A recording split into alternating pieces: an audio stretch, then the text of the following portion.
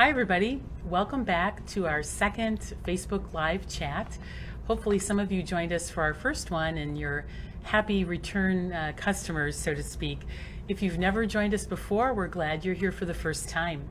I'm Sharon Roth-McGuire. I'm the Chief Clinical Quality Officer at BrightStar Care. And those of you that have tuned in last week, you know that I have a guest with me this week. And I'll introduce Deborah officially in just a moment. But I do want to welcome you and thank you for joining us. We know that you have busy days and lots of choices of what to do with your time. So we're really happy that you're with us today. Today our discussion is going to be about navigating the holidays, which certainly could be a challenge for any one of us, but especially for those living with dementia. So that's the topic, and we're going to get into that in just a moment.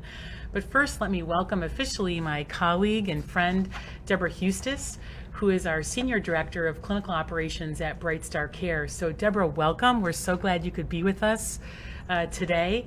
And if you don't mind, say a few words about your background and a little bit about yourself. Hi, as Sharon said, I'm Deborah Hustis. I'm the Director of Clinical Operations for BrightStar Franchise Support Center here in Gurnee, Illinois. I've been a nurse for approximately 25 years. I've been in every setting from hospital to hospice and, of course, home care.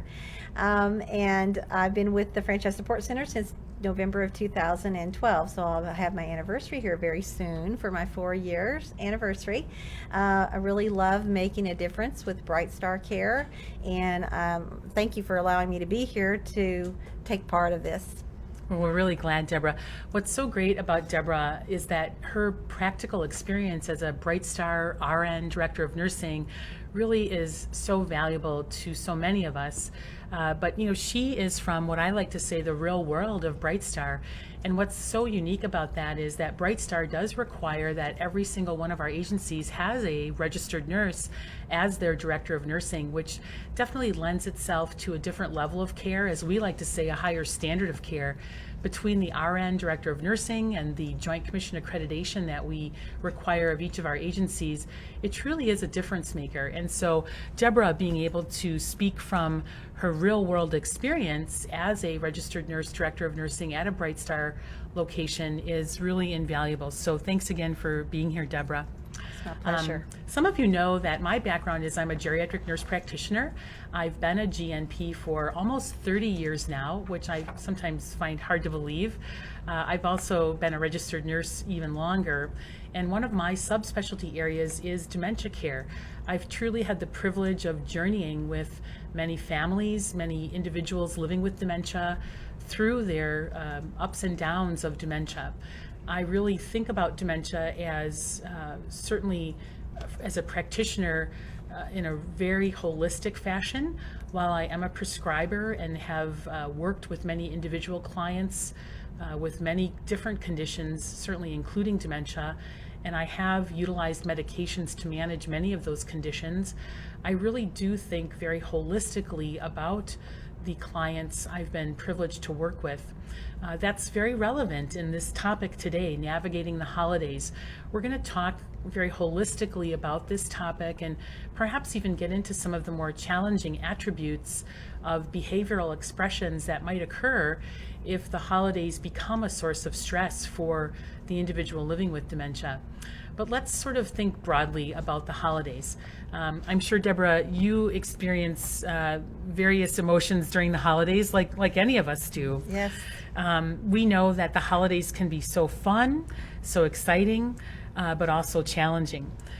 We know that people with dementia can find that disruption in their normal routine very, very challenging. But we don't want to minimize their opportunity to engage in what's going on at holiday time, but we want to be able to think it through and plan it so that we do have a plan that can help reduce some of those anxieties and make the holidays as happy and enjoyable for everyone involved. So I'm wondering, Deborah, have you, in your experience as an RN Director of Nursing at BrightStar, ever had anything like this that came across your your to-do list to really reach out to help families respond to questions they might have had about a loved one with dementia? Well, yes, I did, especially around the holidays, because that's a time in which family comes together. And we don't think about maybe the rest of the year when that loved one is by themselves a lot of the time, other than infrequent visits or maybe intermittent visits with family. But whenever holidays arrive, you have large amounts of families come together usually. And what we don't think about is planning, because that disrupts this loved one's routine, and it also may create a source of irritation for them, because they may feel as if they're trapped. There's a large number of family in maybe a small area.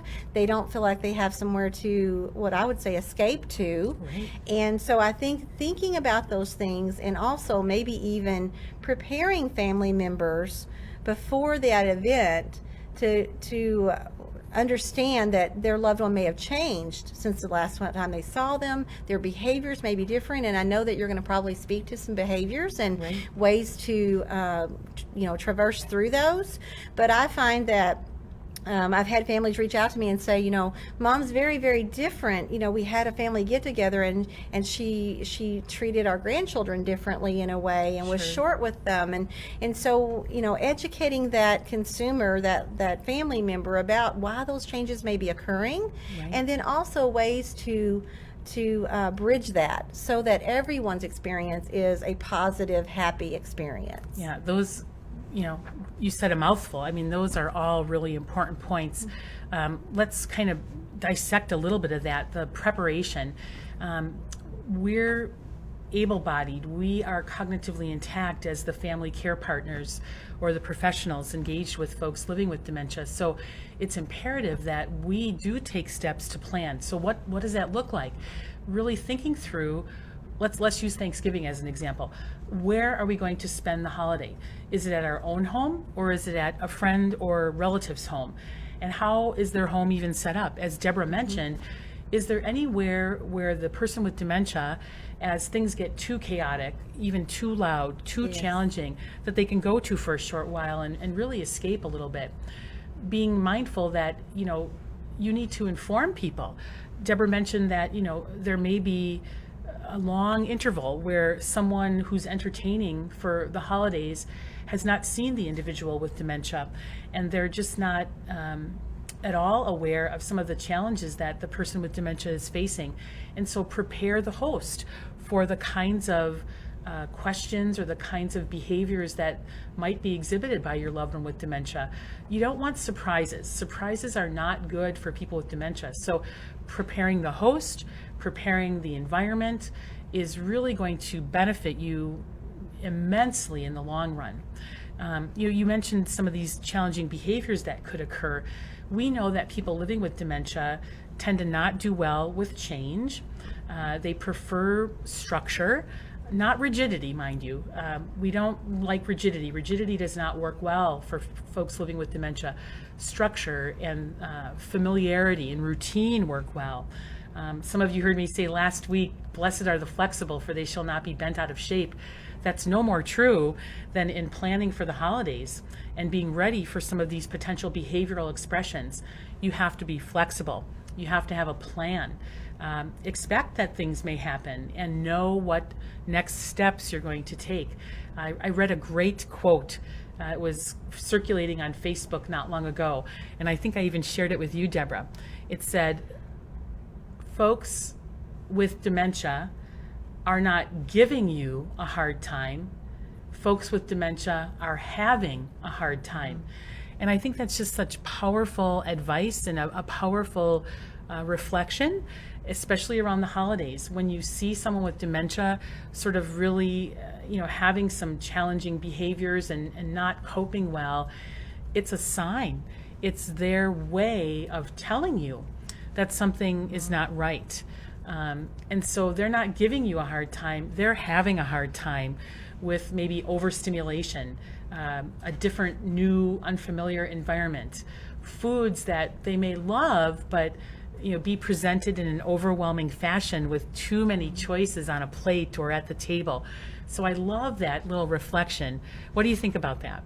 I agree totally, because that disruption in routine, those challenges, that is how that individual is explaining to you something's not working for them, and they're feeling this stressor from it, and those behaviors are their way of speaking to you. Right, right. Well, we have a question. Okay. Dan asks, my wife and I are debating taking her dad, who has Alzheimer's, on a trip over the holidays. What do you recommend? If he comes along, how do we need to prepare? Yeah, that's a great question. So thanks, Dan, for asking that. Preparation is key, as I've said a couple of times now already.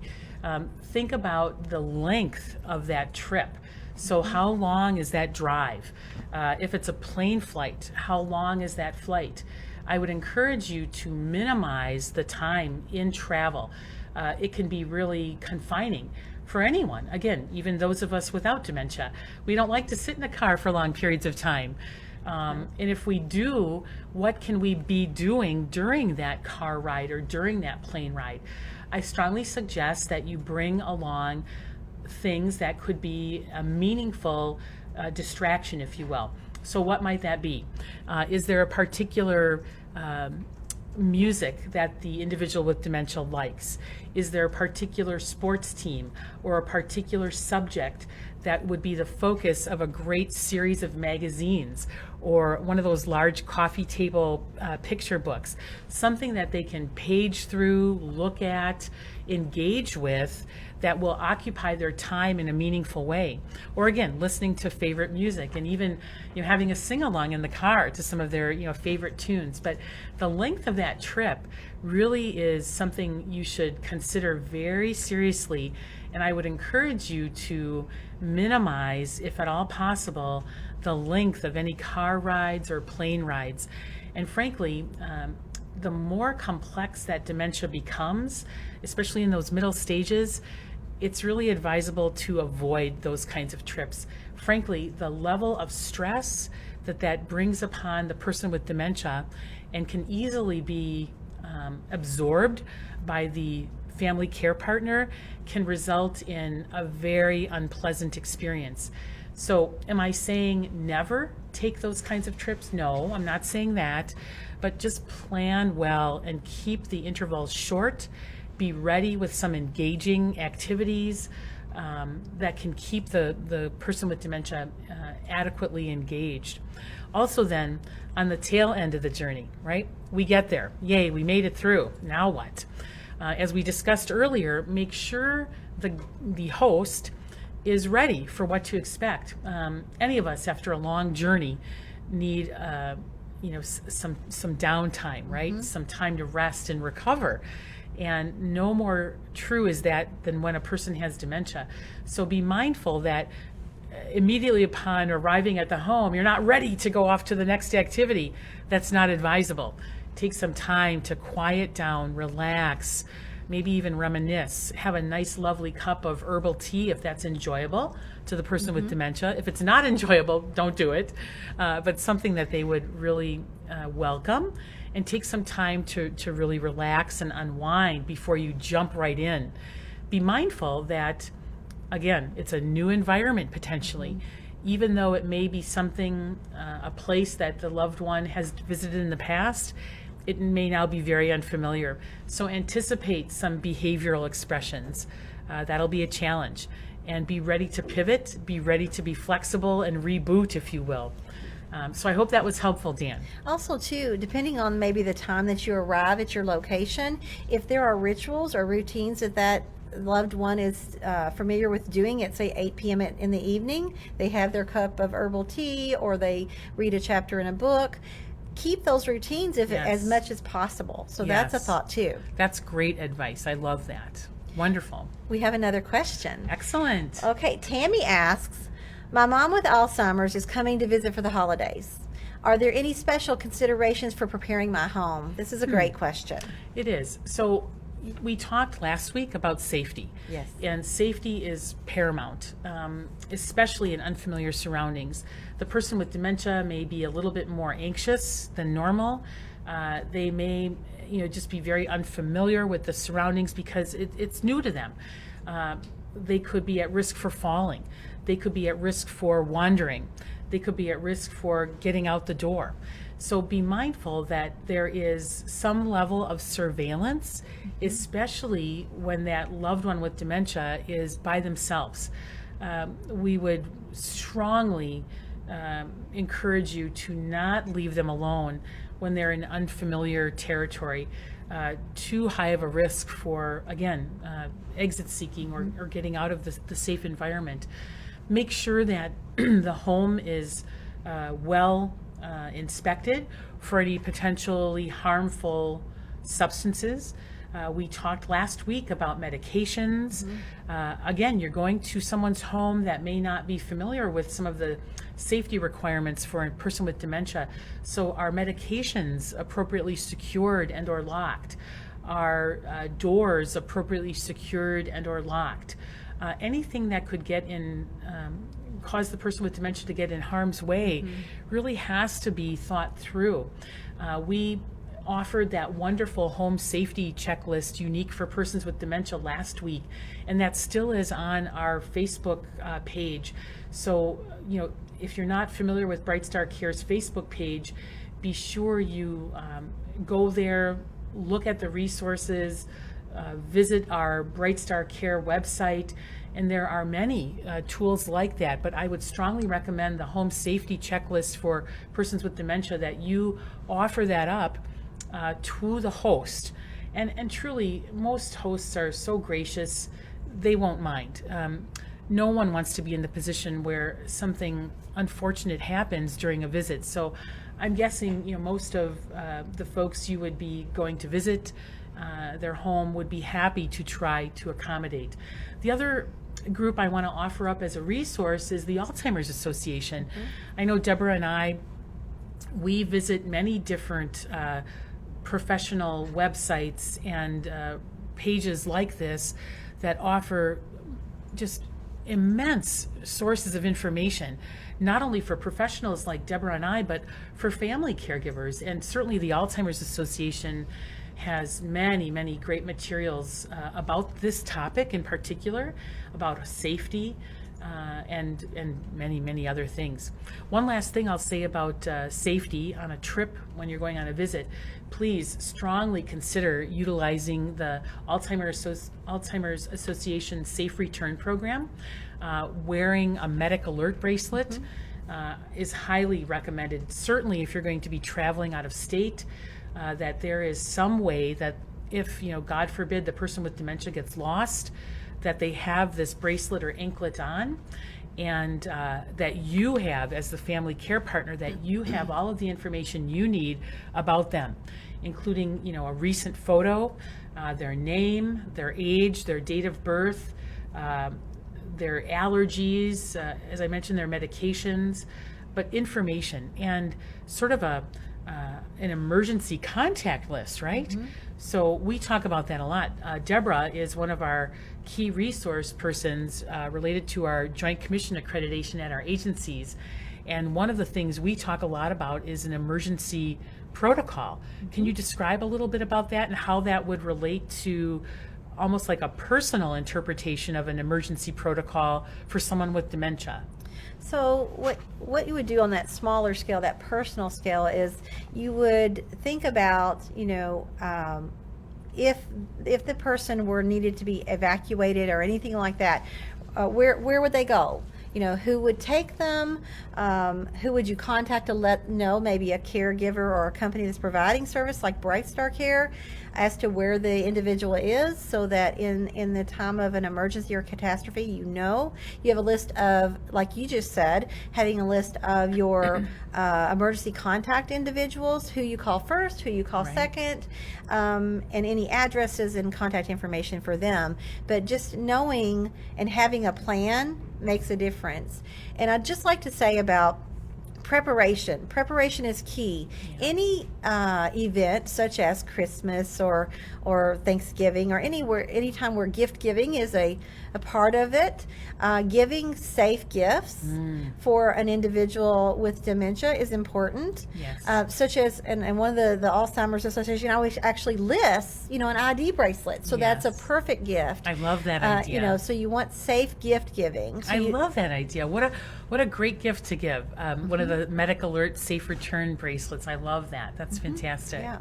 And again, just making sure that in the scheme of things, when there's a group of people in this event, in a get together, that we don't lose track of our dementia individual, because they could easily just slip out the door. Absolutely. And sometimes they may be exit seeking because they're feeling some stressor and they don't have that quiet place. They don't know where that is to get away from this disruption and stressor that they're experiencing. That's a great point. One of the families I worked with always made sure to have a buddy assigned to it was their dad who had dementia, and he loved to roam and wander. That was well known about him. And so they made sure, this is a great tip, and thank you for reminding me of it, that they would always assign a buddy. And it could be anybody in the family. And sometimes they had shifts of buddies. But super important around the holiday times when there is a lot of change in routine, a lot of chaos, and people are, enjoying and having fun, and they're not keeping track of where dad or mom is. And so really having almost like buddy shifts is a great idea. So I love that. Let's talk a little bit about the fun parts of the holiday, right? Because there is so much tradition with holiday, between the food and the music and the decoration and other things that go on at the holiday. And people with dementia want to have fun too. And you as their family want to really, celebrate the holiday in a way that feels good but is also safe. So one of the things that I love helping families think about is, what can we do during holiday time that still can be enjoyed by the person living with dementia? So there's so much, right? Holiday is steeped in tradition, and you can absolutely capitalize on the long-term memory that frequently stays intact well into even the later stages of the disease, right? So what do I mean by that? Tapping into well-loved music is a really great thing to do at holiday time. And so whatever it is, a favorite Hanukkah song, a favorite Christmas song, I can guarantee you most people with dementia will remember those lyrics. And so I'm known to be quite a singer myself. If I started to sing, Rudolph the Red-Nosed Reindeer, it wouldn't be hard for many of you to sing along, right? So, Rudolph the Red-Nosed Reindeer had a very shiny nose. Right, see? And you feel compelled, right, to fill in the lyrics. And this is really a great thing to do with people with dementia. So you start singing a song that they would likely know, and they sing along, right? You can stop at key places of the song and make it a bit of a game where they can fill in the blank, right? So that's a fun holiday thing to do. Reminiscing about those songs. They may remember who wrote that song. They may remember who sang that song. Now, you have to be a little bit careful here.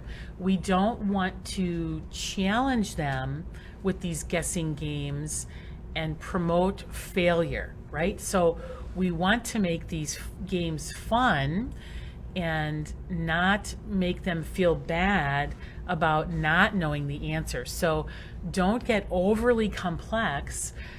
Make these games simple and with things that they're likely to know. And if they don't know the answer, a great way to make them feel okay about that is to say, I couldn't remember that either. Let's go look that up. Or wouldn't it be fun to watch that movie and remember those songs? And then you can do that together. So never shaming, and no one would certainly do that intentionally, but really being mindful that there's no right or wrong answer. And if they don't know, it's okay, right? You make it okay that they didn't know, and make those games a little simpler. So music is fun. Connecting on music and making a game out of it. I think sometimes it's just human nature for us to say, oh, you remember. And even saying that like that sometimes can be a stressor to that individual, because it puts them on the spot and stresses them and they keep trying to think of, okay, they're saying I should remember, and they're obligated to remember. And so they're trying, and that stresses them. That's right. We really truly have to live in what I call their reality. Absolutely. Talk about that a little bit more, Deborah. So in my career, I've had instances, for example, where I would be with a patient, a client, and it was around dinner time, supper time. If you're from Kentucky, you call it supper. And they would say, oh, well, my husband will be home here anytime. Yeah. And I actually heard a caregiver say, now, your husband passed away. This poor lady relived this death once again. Right. And so we have to be very cognizant that we live in the reality and say, well, so tell me, what does your Harold do when he comes home from dinner, from work, and are you fixing dinner, or what does he like to have?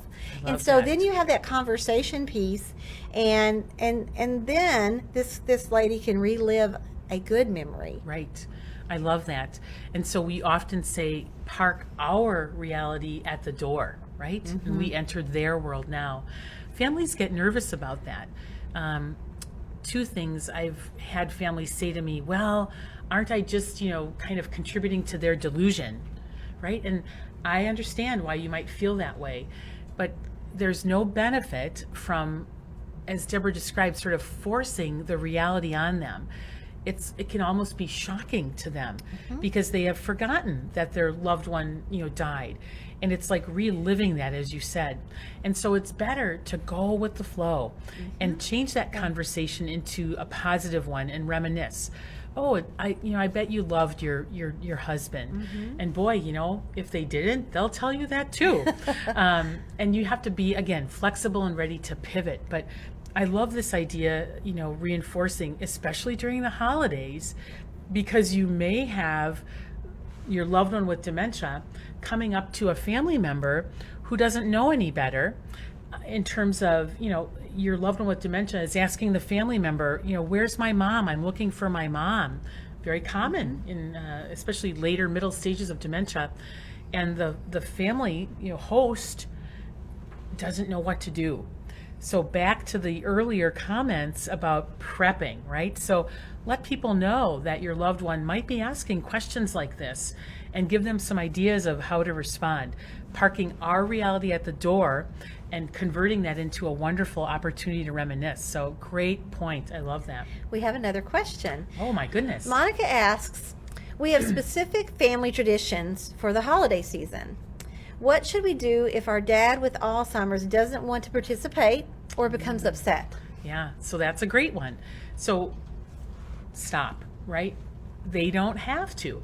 Even though you are, all in on this family tradition, and maybe you've prepared for days or weeks, maybe it's a certain Christmas caroling event or a Hanukkah meal that's particularly festive and focused, and a tradition around lighting of the menorah. And that may be now, for whatever reason, frightening or overwhelming, or, as we alluded to before, just too much activity all at once. And so learn to let go, right? Learn to let go. It's not your agenda that should rule the day. And as painful as that can be to give up on some things, you have to learn to let go. Because if it's not working for the person with dementia, if it's not feeling right, and you're getting resistance, you're getting anxiety, you're getting frustration from the person with dementia, that's only going to accelerate, right? And you just have to learn to let go. So what do? You say, Dad, let's do something else. We don't have to do this now. and you take them, to another part of the home, or you sit with them for a while in a different area together doing something. Maybe you go for a walk, but learn to let go. You cannot make your priority of this particular tradition their priority if it's just not feeling that way at the moment. Do you have anything else to add? Well, again, I think what you spoke to earlier about flexibility, if, you've worked very hard to put together a great holiday event for your loved ones, and you want this to run in a certain way, but you have to be flexible to say, okay, this is creating stress for this loved one, and let's find something else that won't do that, that will calm them. And again, like you said, taking them and sitting with them or going for a walk, it removes them from that stressful situation. And then maybe when they go back, they may initiate continuing that activity on their own. Right. That does help, right? They can come back and try to re-engage. Another thought that this brings up for me is, activities around the holidays that maybe are less stressful, but still relate to some of those traditions you want to uphold. A favorite one of mine is baking. And so that's a common holiday tradition for many families, whether for Thanksgiving and your pumpkin pie or your pecan pie, or holiday cookies. Those are fun things to do, and someone with dementia can still participate in that. So how? Break it down into much simpler tasks. So if you're a family, like some of my friends, I have families that spend days baking. I mean, I'm talking days, right? Like they have a whole Saturday and a whole Sunday where everyone gets together and they bake and bake and bake and bake. Fun, yes, but for the person with dementia, that can be overwhelming. But they still can participate. How? Break it down into simpler, smaller tasks. So maybe have a smaller group gathered where you're focused on one particular favorite recipe, and give the person with dementia some simple tasks to do during the baking. So what might be easier to do? Maybe they are the stirrer of the batter. Maybe they are the sprinkler of the powdered sugar or the festive decorations. Maybe they are the page holder, the page turner. Simple components of that collective family effort to create those recipes. Or, of course, they can be the taste tester, right? That's one of my favorite jobs. Any other thoughts about that, Deborah? Another example of that, and I had someone come to me, this person had put gingerbread houses together. They'd make it from scratch. They'd do everything with their grandmother. And so that became a tradition. Love that. And so as the grandparent was more at home, the grandchild would come there with everything and they would make these. Well, the grandmother had dementia, and it was becoming too stressful for her with all the little intricate details. Sure. And the granddaughter was very, very emotional about it and said, "But this is our thing. This is what we've always done, and I know she loves it, and I love it. But now you see these behaviors of irritability, smacking the gingerbread house from the table, Right. things like that, and the granddaughter could not understand Sure. this. And so we talked about it. I said, well, think about it. What if you can come up with another alternative? Bring the gingerbread house pretty much completely done, except for the little jelly beans that you put on it, or the Right. little piece, and then your grandmother can help you put those on. That worked. I love that. And That's they a still great had that. example, right? So you still have that holiday tradition, and grandma can participate, and the grandkids can still have that interaction with grandma. I love that. That's a great example. Real life example. Absolutely. We have another question. Oh my gosh, they're coming in. I love it. This is from Jessica. Okay. And Jessica asks, my mom can sometimes confuse me for my sister Janet, for her sister Janet, I'm sorry, and talks to me as if I were her. What should I do when this happens? Is it best to play along? Yeah, so great question. Thank you, Jessica, for asking that. That's a tough one for families.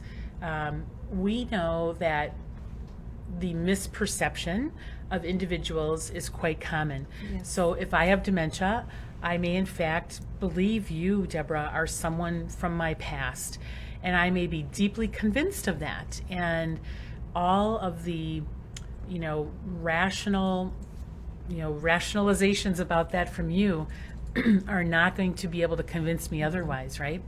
And so it is true, just like we've described on some other issues like this earlier, that you try to go with the flow. That's hard for families, right? Yes. They, they love this individual with dementia. It's their mom, their aunt, their grandma, and for them as the family care partner to begin to understand that the loved one with dementia no longer recognizes them is one of the most difficult parts, I think, of the condition. So as best you can, play along with it, or convert it, again, as we've described, into an opportunity to reminisce. And so if they think that you're a long-lost friend or a well-loved neighbor from the past, instead of saying, no, that's not me, Grandma, you can say, oh, I remember that neighborhood. I remember Sally. So you're not denying that you're Sally, but you're saying, oh, I remember Sally. Let's talk about Sally, right? And so you're not necessarily saying you are Sally. Some people can do that and feel okay about that. I acknowledge how challenging that is for a family member to do it. But instead, perhaps reminisce about Sally. Make sense? Mm-hmm. Yes. Good. I had also, too, along that same line, I think it's difficult when roles change. Because of the progression of the dementia condition with the individual. Say there's a spouse. A spouse sort of becomes not the spouse anymore, but a caregiver. Right. And sometimes that's difficult for that spouse to become the caregiver. Absolutely. There's actually some great research that shows how impactful being a family care partner is for the spouse or the chosen daughter who may be the primary caregiver. It's a long road. It's a tough journey. And so for those of you listening in today, you're doing the right thing. We acknowledge how challenging that journey can be. I think that anything you can do, whether it's listening into a chat like this, using your local Alzheimer's Association support groups, joining chat rooms from other entities, the Family Caregiver Association, the National Family Caregiver Association. There are so many groups, but family caregivers, no doubt, have many things to respond to, including how different their experience of that primary role they once had with that individual living with dementia. I'm always going to be a daughter. That person with dementia will always be my mom. I know families often say, that isn't my mom. And it becomes very obvious sometimes during the holidays when you maybe haven't seen your mom for a while, or you live, far away, and now, it's been months or longer, and that happens. And then we struggle with that as family caregivers, especially during the holiday time, it seems. And our temptation to say, that isn't my mom is real. And again, I want to acknowledge that, but do your best to get yourself in a frame of reference where this may not be the mom I've always known. True, but it is my mom. And maybe I have a new way of knowing my mom, right? I'm sure many of us have seen various clips on the internet of wonderful interactive experiences that family care partners are having with their loved one with dementia, maybe singing with them in the car. There's a wonderful clip that's been going around on Facebook with a son and father singing a great crooner song, which I'm a crooner fan myself. Frank Sinatra and Sammy Davis Jr. and Tony Bennett. And that may be a new way of him knowing his dad. They may not have done much of that before, but now it's a new way of knowing his dad, and be open to that. As challenging as that can be, to understand that it's not the mom or the dad maybe you've always experienced, they're still your mom or dad, they're still your husband or wife, but knowing them in a new way, be open to that, right? Be open to that. And especially so around the holidays, right? Because it will become almost increasingly obvious just because of the nature of the holiday season and all of those family traditions, and being repeatedly reminded of that.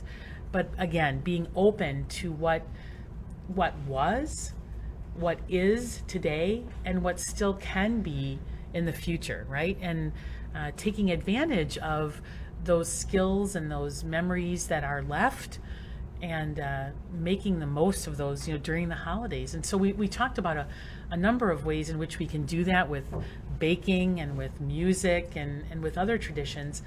One other one I want to share before I forget, a family that I used to work with, that their mom was a client of mine when I was in active practice as a nurse practitioner.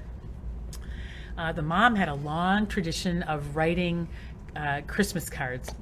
And she would always go hunt for the perfect card, and was always very thoughtful about the kind of card she purchased, and even down to the envelope and the nature of the envelope. And she would always purchase, the holiday stamps. And really, it was one of her treasured traditions around the holidays. And as we were talking through with this family, the daughter was telling me, she was a little sad about the holidays and, what was going to happen. And I said, that tradition of those holiday cards, you can still do that. You can still do that. Maybe now it's the daughter who's addressing the envelopes. Maybe it's even the daughter who's selected the card. But giving mom two options from which to choose. Mom, I got these two cards. Which one do you like better? And if she doesn't like either, then try again, try a different set. But giving them, the person with dementia, some choice, giving them a task to do. Maybe it's sticking the special holiday stamp on the envelope, right? Maybe it's adhering them shut. Maybe it's putting a stamper, on the inside. One small task of that entire process of sending out holiday cards can certainly be given to that individual with dementia, so that you can still, celebrate something that was an important part of their holiday tradition, but that they can still do, right? Even with their dementia being as advanced as it is. The key, I think the key is that regardless of whether that person living with dementia finishes each of those steps or one of those steps or a portion of one of those steps, they participated. Yes. And that experience is still there. Absolutely. Absolutely. I love that. Excuse me, I got a little tickle here. Well, we have another question. And speaking about the holidays some more, this is from Kevin. Kevin asks, this is the first holiday we won't be able to travel or spend with my dad. He has Alzheimer's and can't travel. And it doesn't make sense for all of us to travel to him. Kevin feels sad about that and wants to know how they can keep the family close when there's such a distance between all of them. Boy, that's true whether you have dementia or not, right? That's true. If you can't travel to see a loved one, we all feel sad about that, right? But especially so, I think, layering a dementia diagnosis on top of that distance and on top of that, time of year where there are traditions and we feel sad if we can't celebrate those with folks we love. First of all, Kevin, kudos to you for acknowledging your sadness. It's absolutely true that dealing with a chronic condition like dementia exposes all of us to grief, right? So I want to just talk about that ever so briefly, because we acknowledge that the relationship we have with the person with dementia is changing. And we see some of the losses the person with dementia is experiencing. And we also feel losses for ourselves, our loss of the role of parent and child. And in fact, there sometimes is some reversal of that. Yes. The loss of knowing that your parent will not be able to fulfill all of those roles as grandparent because of the dementia, or certainly maybe not fulfill those roles in the same way that you had envisioned. There are numerous losses for folks living with dementia as well as their loved ones. And so it's very common that people feel grief. And I want Kevin to know that that's completely normal. And really, that's such an important part of coping with many of the challenges of this particular illness, is acknowledging that it is a loss and that there is grief. And with grief, you're going to go through many different phases, right? We know there's anger, there's denial, and many other things before you even come to acceptance. And on any given day, you may have acceptance, but then revert to other phases of grief, right? So again, kudos to Kevin for understanding and acknowledging that he is grieving, right? He's grieving. So what do you do? Whatever stage Dad is at with his dementia, there are going to be different strategies with how to be able to communicate. A phone call may work. Video chatting may work. It can also be frightening, though. So you have to be mindful of the stage your loved one with dementia is in. A video chat may not be advisable. Why so? Even though we love the wonders of modern technology, that can contribute to confusion and, frankly, even sort of paranoia and hallucinations. Now, don't everybody, throw daggers at me, because maybe you love doing, video chatting, Skyping, or FaceTiming, or whatever it is. Be sure that the person living with your loved one with dementia understands that they need to frame that experience in a much more concrete way, so that the person with dementia understands, oh, this is some newfangled technology. It's almost like years ago, we used to talk about landing on the moon. That we thought was never possible. This we thought was never possible either. But we can do this today, right? So frame it for the person with dementia in the context of something in their lifetime that also seemed new or unusual or uncommon that was accomplished. Otherwise, they may be very confused by this idea of who's talking to me, on that screen or in that box. They may be used to a television, and now what's going on? The TV is talking to me, and it really seriously can contribute to some challenging, behaviors, because they begin to get paranoid. So just be mindful of the stage your loved one is in, with how you choose to communicate when you're unable to visit. Now, what would be better? A telephone. Telephones are fairly common. Folks with dementia typically have had well-grounded experience with the telephone. So having phone calls, that's a great way to stay in touch. I also love very old-fashioned writing notes and cards and letters. Very often the person with dementia absolutely can still appreciate what a letter or a card is. You can read that with them. They can read it to themselves. It's a tangible, tactile object that they can manipulate in their hand, right? And so staying in touch that way is very helpful. The other thing is sending a meaningful gift, right? I'm sure, Deborah, you have favorite gifts that you've received over the years, and folks with dementia still have favorite gifts that they'd like to receive too, and can really signify and reinforce that special relationship with the loved one who can't make it home. So one of my favorites, and I love these now, and I'm guessing if someday I'm old and demented, I will love them then, is a fleece blanket. And I especially love it. One of my sisters, my sister Sandy, my oldest sister, is a fabulous fleece blanket maker. And what's super special to me is she will choose fabrics that resonate with me. She knows I love dogs, and she made me once upon a time a Dalmatian blanket, because I have a Dalmatian. And so, how wonderful for me to know that not only did this gift come with love made by someone I love and who loves me, but also helps me connect and reminisce with something I love, dogs, and also is just a lovely, tactile, tangible experience with that lovely fleece, right? So that's a favorite gift that I think works beautifully for people with dementia. Why? Because it's tactile, it's soft, this experience of, touching and feeling this blanket material. Frankly, it keeps them warm. Many of our loved ones with dementia are older. They get cold easily. So a blanket is really lovely, knowing that it's been made with love by someone, and then tying in a theme that resonates with them, I think is a great gift. What do you think, Deborah?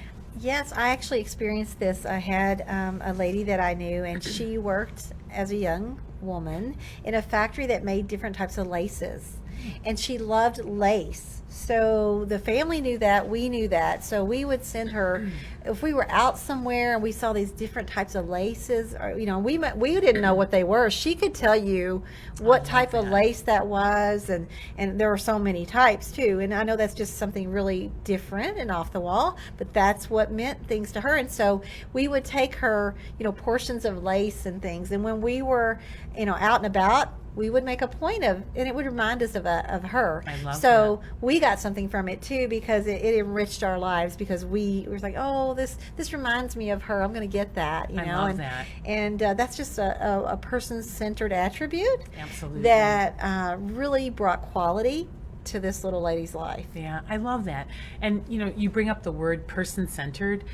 One of my favorite concepts, especially with people living with dementia, that we need to be person-centered. So what does that mean? I often say acknowledging the hazelness of Hazel. Who's Hazel?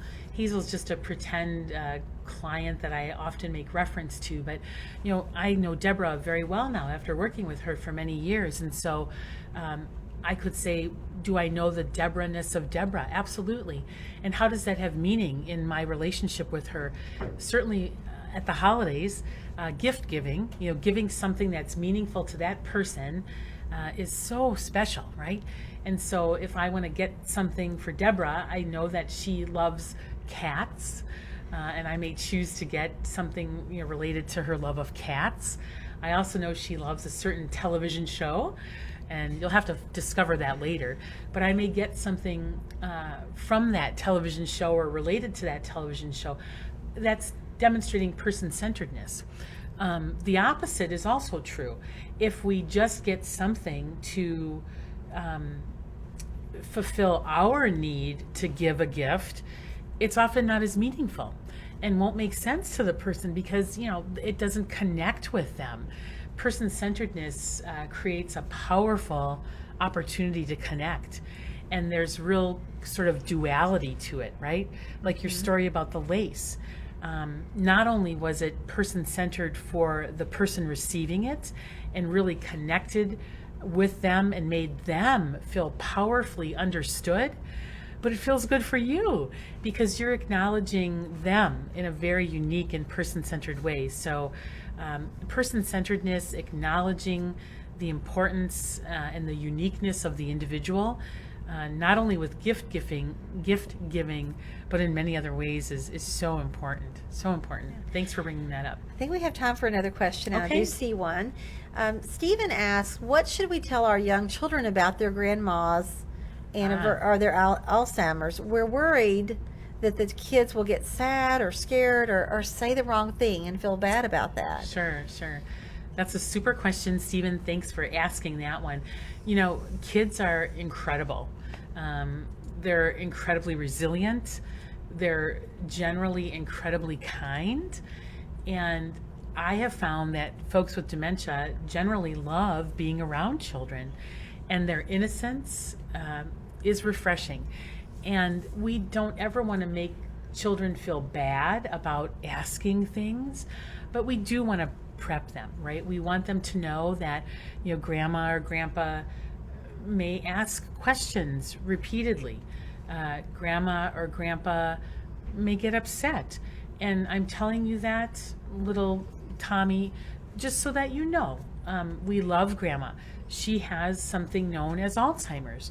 And so you can tell them in very simple ways what that means. There are a number of great books available, too numerous for me to mention any titles, but certainly if we go on the internet and we Google or search for books about dementia for children, there are many, many of them, picture books, for example, and they're fantastic. So in advance of the time you're spending with Grandma who has dementia during the holidays, I would strongly recommend getting one of those books and reading it with your child. And then depending on the age of your child, different strategies are going to work differently. Certainly teenagers, young adults have full capacity to understand, and you should enlist them with some of these strategies we've talked about. Give them these little pearls of wisdom that we've described and make them the buddy for a short period of time, and enlist their help with the holiday, navigating the holidays. Younger children, I really recommend the simpler one-on-one conversations and reading these books in advance. So I see we're running out of time. This has been great. I can't thank you enough, Deborah, for joining me. It's been fun for me, and you've added so much value to our conversation. I want to thank everybody listening in. It's only our second live Facebook chat, so excuse us if we weren't as fluent or professional as you might hope, but we hope that you gained a few hints and tips, and we know that you have many more questions. So please don't hesitate to reach out to us. I know after our last Facebook live chat, I was able to answer some individual questions of folks. So we're happy to do that. For more information about how to provide great care for your loved ones and to learn about BrightStar Care, you can always visit our website at brightstarcare.com, and you can find a BrightStar Care office near you. We also want you to know that there are many other resources to avail yourself of, including the Alzheimer's Association, and there are people out there to help. You're not alone. Reach out with your questions. And again, I want to thank you for joining us, and I want to honor you as the great family care partners that you are. It's a journey we take together. It can be a challenging journey, no doubt, but it can also be a joy-filled journey. And especially at this time of year with the holidays, we hope we've given you a few hints or tips to navigate those holidays in a successful way. Thanks for joining us. This is our last Facebook Live chat of the year. We hope to do more. It's been fun for us. We hope it's been enjoyable for you and meaningful for you. Let us know. Let us know on our Facebook page. Like our Facebook page to get more information. One of the awesome things I've been enjoying about our BrightStar Care Facebook page are these really amazing stories of real families, real clients with dementia, and our real BrightStar caregivers. And I mean, truly, some of them have brought me to tears. They're so powerful, and I want to encourage you to go on our Facebook page and get access to those stories and tips and tools and wonderful blog posts that we're doing. Our team has really been knocking it out of the park. So lots of good stuff. So thanks again, everybody. And we hope to hear from you. And let us know if you like this. It'll help us do more next year. Best wishes for a successful journey. Take good care. Bye-bye.